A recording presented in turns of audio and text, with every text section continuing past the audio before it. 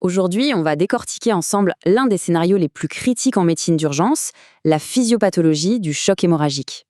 C'est une cascade d'événements où, littéralement, chaque seconde est une bataille pour la survie. Alors, la question paraît simple, mais la réponse est une véritable épopée physiologique. Comment le corps humain se bat-il seconde après seconde pour ne pas sombrer face à une perte de sang massive? C'est tout ce qu'on va explorer en détail. Commençons par une définition claire et nette. Le choc hémorragique, ce n'est pas seulement le volume de sang qui diminue. Non, c'est bien plus profond que ça. C'est une crise qui se passe au niveau de la cellule, une sorte d'asphyxie généralisée, où chaque cellule du corps se retrouve brutalement privée de son carburant numéro 1, l'oxygène. Allez, on entre dans le vif du sujet avec cette première phase, la phase d'alarme, le moment où tout bascule. Ce chiffre, il est brutal, mais il dit tout. Il souligne l'urgence absolue de la situation. Pour un patient qui a subi un traumatisme grave, la toute première bataille à gagner, c'est celle contre le choc hémorragique. Chaque décision, chaque minute qui passe est absolument critique. Mais face à cette agression, le corps est tout sauf passif. Au contraire, il déclenche immédiatement une contre-attaque, aussi rapide qu'impressionnante. C'est ce qu'on appelle la phase de compensation. Bon, comment fonctionne cette mécanique de survie? Tout part de capteurs de pression, les barorécepteurs. Dès qu'ils détectent la chute de pression, ils sonnent l'alarme générale. Instantanément, le système nerveux sympathique est activé à pleine puissance. C'est le mode combat ou fuite poussé à son maximum. La conséquence est double. Une vasoconstriction partout pour essayer de maintenir la pression et une redistribution ultra stratégique du sang qui reste. Ce schéma il illustre parfaitement ce sacrifice stratégique. En temps normal, la perfusion est globale, tout le corps est irrigué. Mais en état de choc, l'organisme prend une décision radicale. Il va sacrifier la périphérie, c'est-à-dire la peau, les muscles, le système digestif, pour préserver à tout prix l'oxygénation du noyau vital, du carré VIP, le cerveau et le cœur. On appelle ça la centralisation du volume sanguin. Et voilà le point crucial, le grand piège en clinique.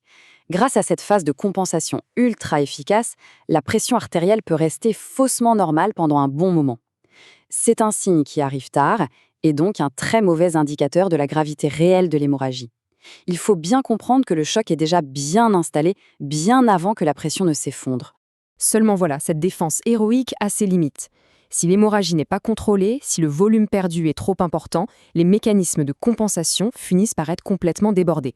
C'est là qu'on bascule dans la phase de décompensation, le point de rupture. Ce graphique est très parlant. Regardez, on voit d'abord la pression artérielle qui se maintient, qui résiste, c'est la phase compensée, on est en mode sympatho-excitateur, et puis, d'un coup, c'est la chute libre, l'effondrement. Le système sympathique, à force d'être sursollicité, s'épuise et lâche. On entre dans la phase sympatho-inhibitrice.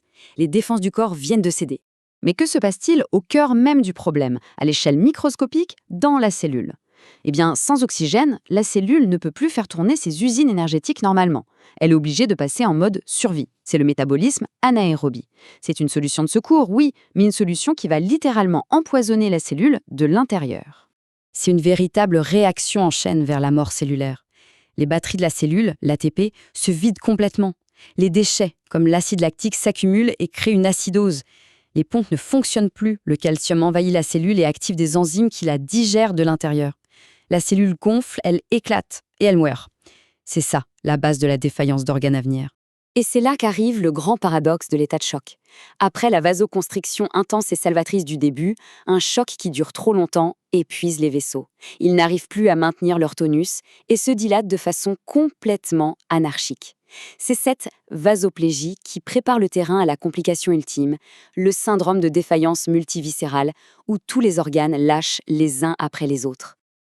Alors, face à cette cascade destructrice, comment la médecine peut-elle intervenir? L'objectif est simple, il faut agir vite et fort pour essayer d'inverser le processus avant qu'il ne soit trop tard. C'est une vraie course contre la montre. La stratégie repose sur 2 piliers qu'on mène en même temps.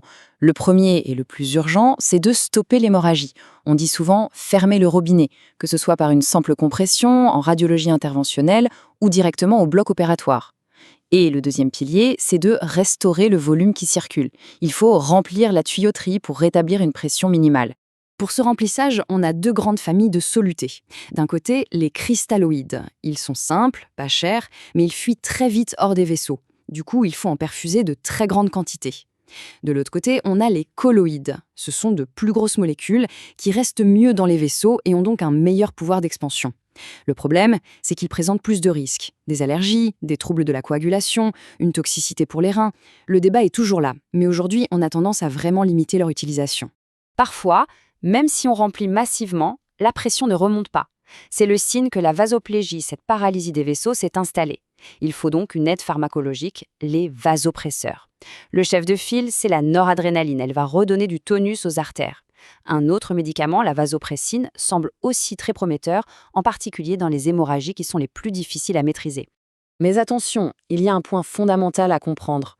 Remplir avec des solutés, ça restaure le volume, certes, mais ça ne restaure pas la fonction la plus vitale du sang, le transport de l'oxygène.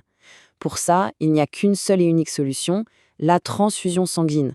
C'est l'arme thérapeutique majeure pour combattre le manque d'oxygène au niveau cellulaire. Et là, l'approche moderne a complètement révolutionné notre façon de faire. On ne se contente plus de donner juste des globules rouges. Non, la stratégie actuelle, c'est ce ratio équilibré de 1 pour 1 pour 1, c'est-à-dire une unité de plasma pour une unité de plaquettes pour une unité de globules rouges. L'idée, c'est de reconstituer une sorte de sang total artificiel pour traiter en même temps le manque d'oxygène et la coagulopathie, ce trouble de la coagulation qui est tout aussi mortel. Mais bien sûr, cette réanimation agressive a aussi ses propres pièges qu'il faut absolument anticiper. D'abord, l'hypothermie. Les produits sanguins sont stockés au froid et ça peut provoquer des arythmies cardiaques. Ensuite, l'hypocalcémie. Ça, c'est un point absolument majeur. Le citrate, qui est l'anticoagulant dans les poches de sang, va capter le calcium du patient. Or, sans calcium, le sang coagule mal et le cœur se contracte mal. C'est un vrai cercle vicieux. Enfin, il faut aussi surveiller l'acidose et l'excès de potassium lié au sang conservé. Bref, anticiper tous ces problèmes, ça fait entièrement partie du traitement. Donc pour résumer, la prise en charge, c'est une stratégie en 3 temps. On stoppe l'hémorragie, on restaure le volume et la capacité de transport en oxygène, et on soutient la fonction des vaisseaux. C'est vraiment l'application directe et logique de toute la physiopathologie qu'on vient de voir ensemble. Et tout ça, ça nous amène à la question pour le futur. Au-delà de ces stratégies de réanimation, est-ce qu'un jour on pourra intervenir encore plus tôt? Est-ce qu'on pourra développer des thérapies qui protègent la cellule elle-même de cette crise énergétique, qui l'empêchent de basculer vers ce point de non-retour? C'est sans doute là que se trouve le prochain grand défi de la médecine d'urgence et de la traumatologie.